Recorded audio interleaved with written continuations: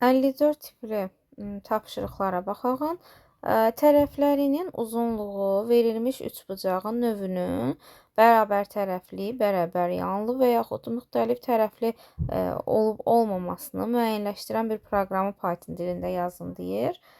Deməli, bizə bu nəyi deyir? Deyir ki, sənin üçbucağın yoxla gör, bərabər tərəflidirmi, bərabər yanlıdırmı, yoxsa müxtəlif tərəflidirmi? Deməli, bunun üç bir tərəfi varsa, 3 dənə dəyişən elan edərik. A, B, bir də C dəyişəni. Bunu belə də yaza bilərik. Və yaxud da ki, qısa olsun deyə, qısadan gələk deyə. Bunu belə yazmamız daha yaxşı olar. A, B, C.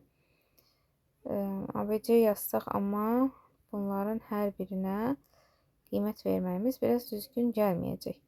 A, B, C bu formada yazağın elə. Buradan int input yazaq.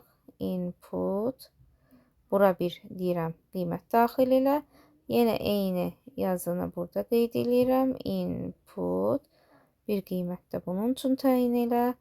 Int input. Yəni kənardan hər kəs öz üstündə işlədiyi üçbucağın, hansı üçbucaq üstündə işləyirsə, onun qiymətlərini daxil edəcək. Və sonra mən nə edərəm? Şərt kəsərəm. Deyərəm, əgər sənin üçbucağında A bərabərdirsə B-yə and-in nə olduğunu yəqin ki bilirik.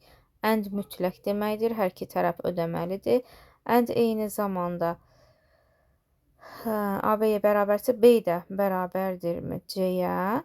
Əgər bunlar bir-birinə A, B-yə bərabərdirsə və B də C-yə bərabərdirsə, demək ki, bu bərabər tərəfli olur. O zaman print bizə çıxardır ki, print dırnağın içində bərabər tərəfli sözünü çap edir, çıxardır ki, bu bərabər tərəfli üçbucaqdır.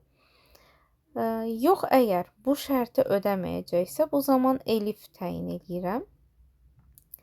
Elifdə belə bir şərt verək. Deyək, A bərabərdirsə B-yə və yaxud oradan veririk və yaxud A bərabərdirsə C-yə.